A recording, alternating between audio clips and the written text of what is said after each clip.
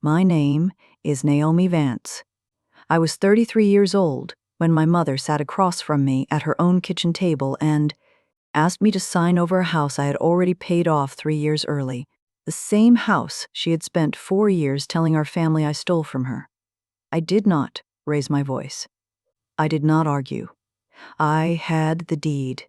I had a 10-year-old payoff letter from my credit union with a stamp on it that said, "Paid in full."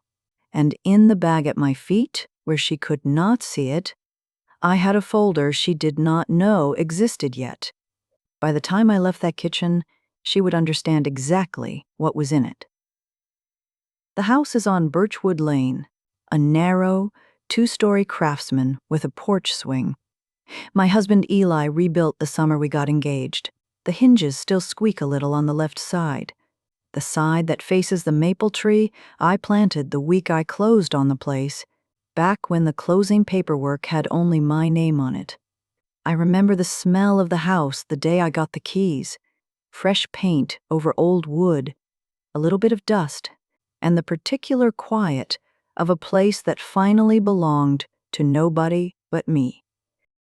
I worked 16-hour wedding seasons for 3 years straight to pay that mortgage off ahead of schedule. Brides crying in bathrooms at 6 in the morning, vendors canceling 2 days before a wedding, 60-hour weeks during peak season, all of it went into that house. Nobody co-signed it. Nobody helped with the down payment. It is the only thing in my adult life that I built without anyone else's name attached to it. And that, it turns out, was the problem. Growing up, I was the daughter who fixed things. When my father's hours got cut at the plant, I was the one who covered the electric bill without being asked twice. When my mother needed someone to sit in a hospital waiting room for 6 hours, so she did not, have to be there alone, I drove 2 hours each way and never once heard her say thank you in a way that meant anything. My brother Patrick got praised for showing up to Sunday dinner. I got thanked, briefly, for paying for it. There is a particular kind of love you learn to expect in a family like mine, not warmth, but usefulness. As long as I was useful, I had a place at the table. The week I stopped being available for every emergency, every loan, every favor, the week I got married and built a life that did not run through my mother's kitchen, that is when the calls started slowing down. By the time my wedding photos were even printed, I had been quietly removed from the family group chat. Nobody announced it. I just noticed, one Thanksgiving, that I had found out about the date from my aunt instead of my mother.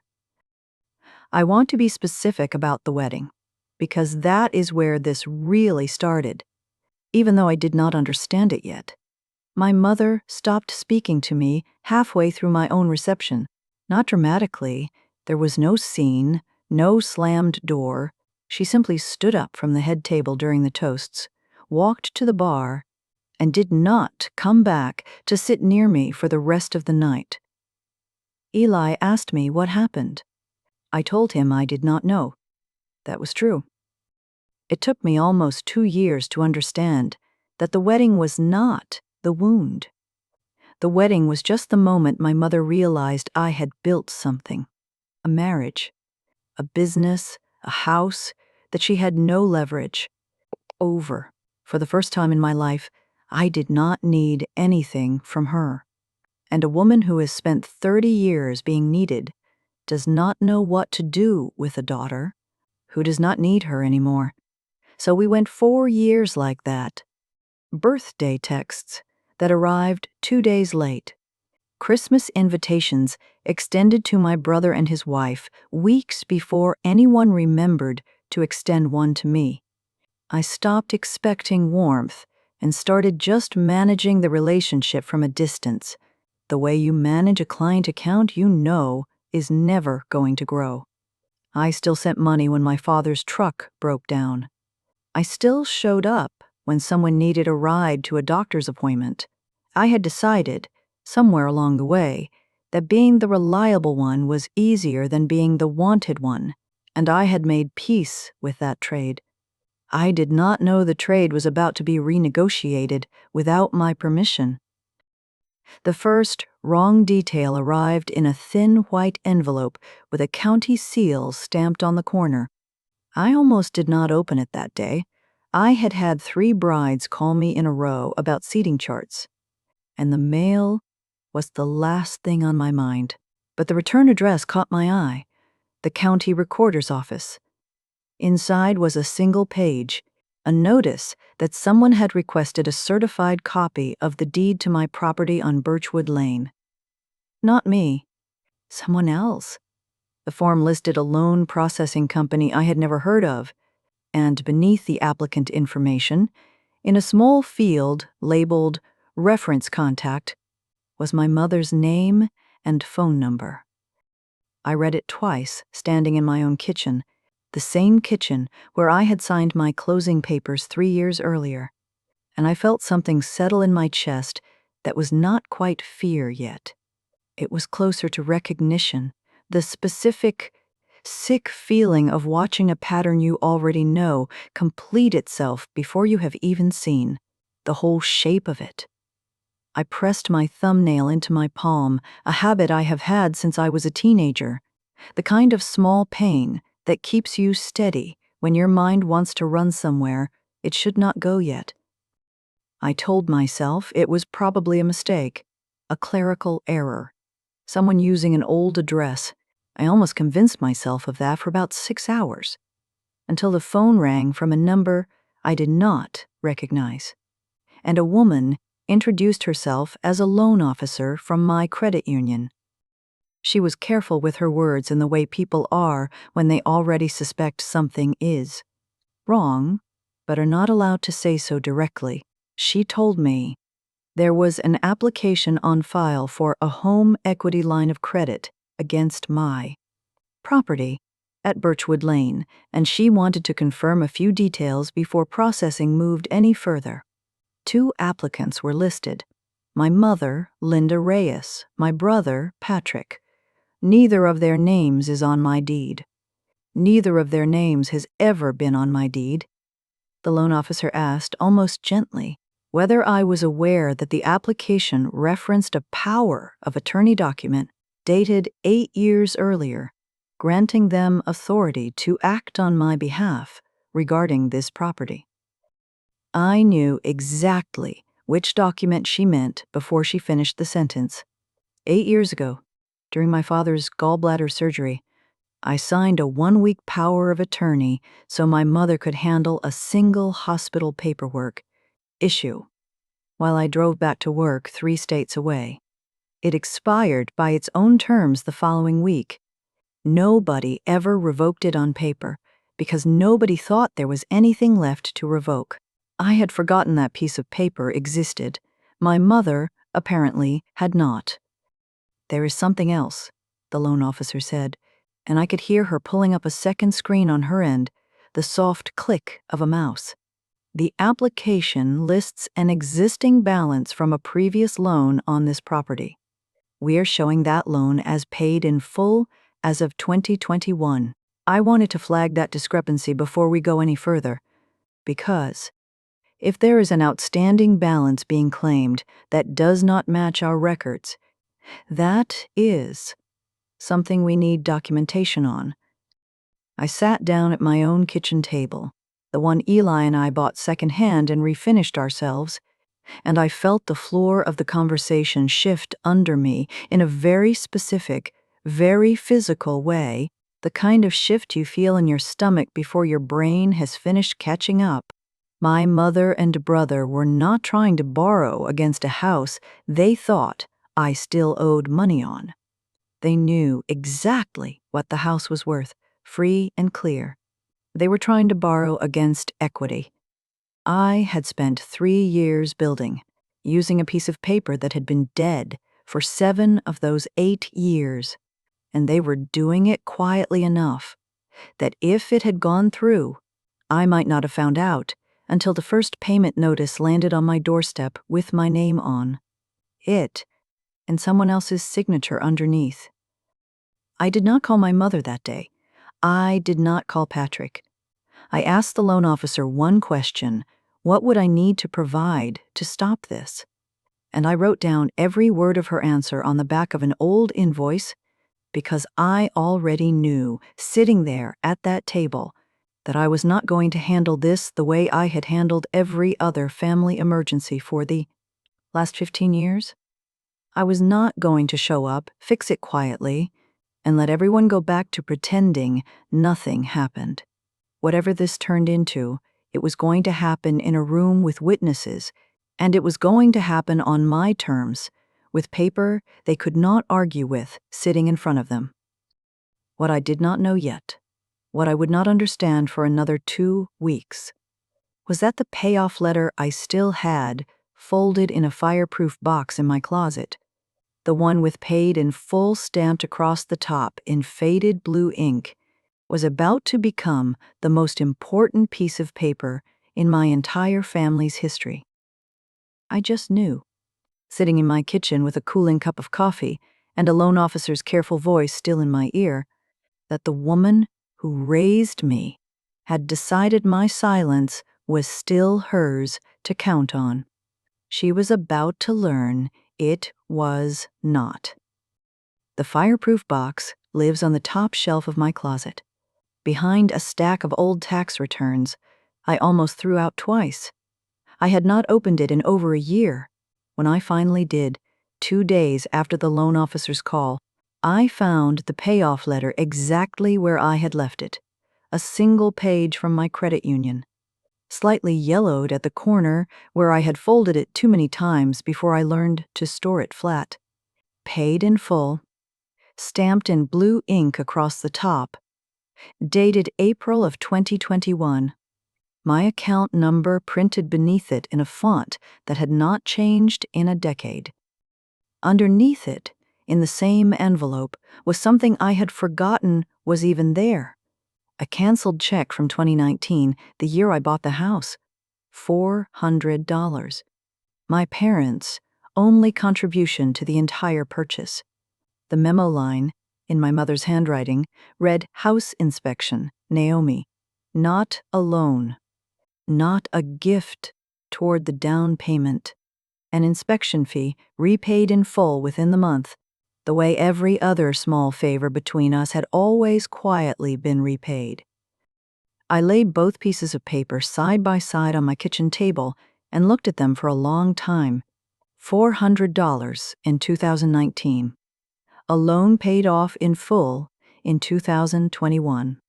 And somewhere out there, an application claiming an outstanding balance that had not existed in 3 years, built on a power of attorney that had been legally dead for 7. I pressed my thumbnail into my palm and thought about every Thanksgiving where my mother had introduced Patrick's promotion to the table like breaking news, and mentioned my business, if she mentioned it at all, as Naomi's little wedding thing. I thought about the empty seat beside me at my own reception. None of it had ever fully added up until that moment, looking at a $400 check with my own name in the memo line, written in my mother's hand, like a receipt for a debt she had already decided I owed her twice. I called the credit union back the next morning and asked for the same loan officer. Her name was Renee, and she had the kind of voice that stayed level no matter what she was telling you, which I appreciated, because what she told me needed a level voice to land properly. She confirmed, reading directly off her screen, that the original 2019 mortgage on Birchwood Lane showed a final payment posted in April of 2021. Balance 0. Account closed, in good standing. She confirmed that the power of attorney on file, the one Patrick and my mother had submitted with the new application, listed an expiration clause tied to a specific medical event. And that event, according to the document itself, had concluded 8 years earlier. I cannot tell you what their intention was, Renee said carefully. I can only tell you what the documents say. And right now, what the documents say does not match what they are claiming. She told me. The application had been placed on a fraud review hold pending further verification, and that hold would stay in place unless someone provided documentation proving the loan was still outstanding. Nobody could provide that documentation. It did not exist. I asked Renee one more thing before we hung up, whether the credit union would put what she had just told me in writing. She said yes. That was standard practice for a fraud hold, and she could have a notarized letter to me within the week confirming both the 21 payoff and the expired power of attorney. I remember thanking her and then sitting in my car in my own driveway for almost 10 minutes afterward. Not crying, just sitting, the engine off, my hands still on the wheel, running through every version of the conversation I might eventually have with my mother, and discarding every single one that involved me explaining myself to her. That is the part I want to be honest about. There was an evening, about 4 days after Renee's call, when I sat at my kitchen table with my phone in my hand and typed out a message to the family. Group chat. I had technically still been a member of, even if nobody addressed me in it anymore. I wrote out everything. The deed request, the expired power of attorney, the $400, all of it. In the kind of message that feels good to write and terrible the moment after you have sent it. I read it back twice. Then I deleted it, letter by letter, watching the cursor eat the words one at a time. If I sent that message, my mother would have time to build a story before I ever got into a room with her. She would call Patrick. They would align their version of events. By the time I confronted them, the only thing I would have accomplished is giving them a screenshot to quote out of context to. The rest of the family, proof that I was the one who had started something. Anger would give them a screenshot. The folder I was building would give me the room. So instead of sending anything, I made 3 certified copies of the deed from the county recorder's office, paid the small fee, and watched the clerk stamp each one with a raised seal while I waited at the counter. I requested the notarized letter from Renee and picked it up in person rather than have it mailed, because I wanted to read every word of it standing in the credit union lobby before I left. I copied the canceled check from 2019 and clipped it behind the payoff letter in A, plain manila folder, the kind I use for vendor contracts, because I did not want anything about this folder to look prepared for drama. I wanted it to look like paperwork. That was the whole point. I did not change my number. I did not block anyone. I let the silence from my family continue exactly as it had for 4 years, because any sudden warmth from me would have. Told them I knew something. The hardest part of that week was not gathering the documents. It was answering Eli's questions about why I was suddenly so quiet at dinner without telling him the full plan yet, because I had not decided how I wanted this to happen, and I did not want to make a promise about a confrontation I was not certain I could control. I told him the truth in pieces. That my mother had tried something with the house, that I had proof it would not work, that I needed a few more days before I knew what I wanted to do with it. The decision about where and how got made for me, in a way, when my mother called on a Tuesday evening and invited me to dinner at the old house the following Sunday. Patrick and his wife Dana would be there, she said, and Aunt Carol was driving up from 2 hours south. She said it casually, the way she says everything now, as if 4 years of silence could be undone by a pot roast and a seating chart. I almost laughed when I hung up the phone, not because it was funny, but because I understood immediately what was happening. They were going to ask me, in person, in front of witnesses who loved my mother and barely knew me anymore, to sign something. They were going to frame it as a family conversation. They were counting on me being too embarrassed in front of Aunt Carol to say no in a way that looked anything but selfish. I said yes to the dinner. I told my mother I would bring something for dessert. Then I went back to my closet, took the fireproof box down one more time, and started deciding exactly what I was going to carry into that house with me, and exactly what order it needed to come out in. I want you to remember the canceled check, the one with my mother's handwriting on the memo line, because it was the smallest piece of paper in that folder and it ended up mattering more than almost anything else. I did not know that yet, sitting at my kitchen table the night before that dinner, lining up 3 certified deed copies, 1 notarized letter, and 1 folded payoff letter into a single manila folder. I only knew that for the first time in 4 years, I was the one deciding what happened next at that table, and not the other way around. The house on Sunday looked the same as it always had, the same brass mailbox, the same uneven flagstone path Patrick always tripped on in high school, the same smell of pot roast drifting out from under the front door before I even knocked. My mother answered with a smile that did not reach the rest of her face and a hug that lasted exactly as long as it needed to for Aunt Carol, who was already seated in the living room, to see it happen. Patrick was at the kitchen counter pouring iced tea, careful not to look at me too long. Dana sat at the dining table scrolling her phone, the way she always did when she did not want to be the one who said the wrong thing first. I set my dessert, a plain grocery store cookie tray, nothing fancy, nothing that gave anything away, on the counter, and I set my bag down beside my chair at the table, the manila folder inside it, flat against my laptop so it would not bend. We ate. We talked about Aunt Carol's drive, about a leak in Patrick's garage roof, about nothing that mattered.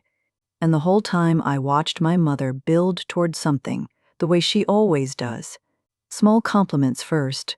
A comment about how nice it was to have everyone together again, a hand on my shoulder that lingered a beat too long. She was warming the room up for a request. I let her.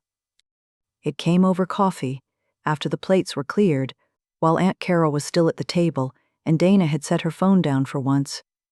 My mother said it lightly, the way you would mention something you assumed was already agreed upon. She said the family had been talking, that with Patrick's garage roof and her own car needing work, it only made sense to use some of the equity sitting in that house, since I clearly was not using it for anything but myself. She said the word family twice in one sentence. She looked at Aunt Carol when she said it, not at me. I did not raise my voice. I reached into my bag, set the manila folder on the table, and slid it toward the center. Not toward my mother, not toward Patrick, toward Aunt Carol, who was the only person at that table with no stake in what was about to happen, and every reason to read it honestly. Before anyone signs anything, I said, I think everyone should see what is actually true about that house. My mother's hand moved toward the folder first, but Aunt Carol had already opened it. The room went quiet in pieces, not all at once. Aunt Carol read the deed copy first, turning it slightly toward the lamp to see the raised county seal. Then the notarized letter from Renee, her eyes moving down the page, stopping where it stated, in plain language, that the original mortgage had been paid in full in April of 2021, and that the power of attorney submitted with the new application had expired by its own terms 8 years prior. A fork sat untouched on Dana's plate. Patrick's iced tea glass had a ring of condensation spreading slowly under it, and nobody reached to wipe it. My mother's hand was still resting on the table, fingers spread slightly, not moving. Then Aunt Carol found the canceled check. She held it up without saying anything at first, just looked at the memo line, then looked at my mother. House inspection, she read aloud quietly. $400. That is it? That is the only money that ever went into that house.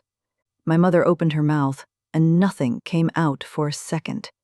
Then she said, too quickly, that there had been other help over the years, informal help, things that would not show up on paper, and the more she explained, the smaller the explanation sounded against a stamped legal letter sitting on the table in front of 4 witnesses. You do not need to explain the $400, I said. I am not asking you to. I am just telling you what the bank already told me. The loan has been paid off for 3 years. The paper you used to apply for that new loan expired the week Dad came home from the hospital. You did not make a mistake filling out that application. You made a paper trail. I said it the way I had rehearsed it in my car a dozen times that week. Calm, flat, no rise in my voice at the end. Patrick's chair creaked as he shifted backward, away from the table, like putting an inch of distance between himself and the folder might put distance between himself and what it proved. Aunt Carol set the check down and looked at my mother for a long moment before she spoke again. Linda, she said, you told me Naomi was difficult about helping with the house. You told me that at Easter. My mother did not answer her. She looked at the folder instead, at the certified seal on the deed copy, like she was hoping it might say something different the second time she looked at it. Dana picked her phone back up, not to scroll, just to hold it. Her thumb still against the screen, refusing to look at Patrick. I am not here to ruin anyone's Sunday, I said, and I meant it the way I said it, quiet, not triumphant. I am here because the credit union already flagged this as fraud review, and that is not something I did. That is something that happens automatically when 2 people apply for a loan against a house they do not own, using a document that has been dead for 7 years. I just wanted everyone at this table to hear it from me before you heard it from a collections letter or a lawyer's office. That was the first thing my mother lost, the room. Aunt Carol did not defend her. Dana did not reach for Patrick's hand the way she usually did when he was uncomfortable. Nobody at that table repeated my mother's version of events, the one where I had been ungrateful, where I had stolen something that was supposed to be shared. For 4 years, she had been the only voice telling that story, and for the first time, in a room full of the people most likely to believe her, nobody backed it up. The second loss happened 2 days later, when Patrick called me not to apologize, but to tell me he had told my mother he was not putting his name on anything else tied to that. Loan application, that he had let her talk him into it, because she said it would just be a formality. And he had not read the power of attorney closely enough to notice the date. He said Dana had told him, in the car on the drive home from that dinner, that she was not going to sit at family gatherings anymore if this was the kind of thing that kept happening, and that he needed to decide whose version of the family he wanted to keep. He did not ask me to forgive my mother on that call. He just told me he was stepping back from whatever she did next, and that felt like its own kind of consequence, the first crack in the version of the family that had always closed ranks around her. The third loss came in writing, 10 days after that dinner. The credit union formally denied the loan application, citing the fraud review and the documentation I had already provided.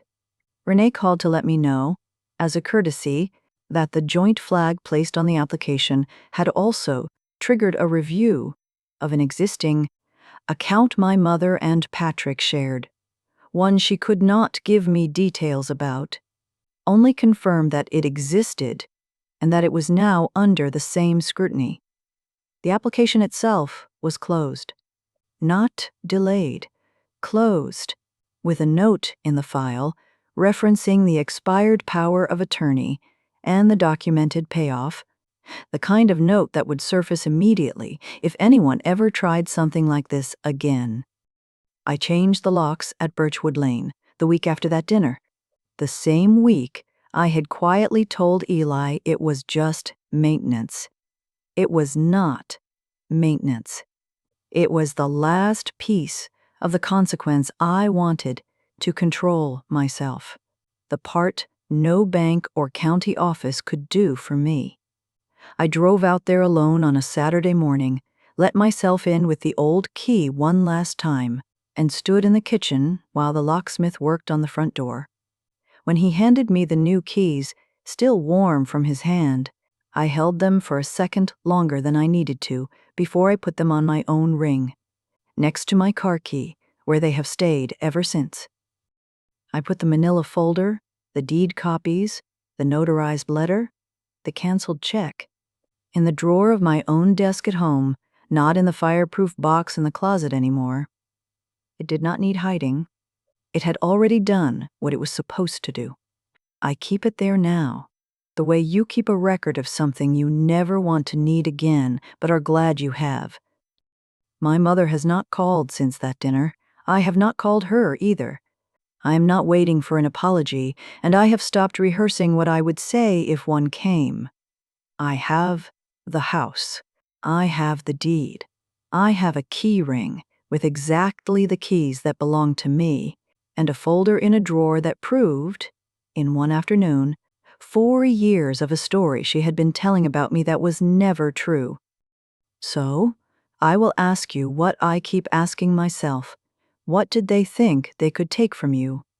Simply because you had always been too quiet to stop them. And what did you keep? Quietly. That finally proved them wrong?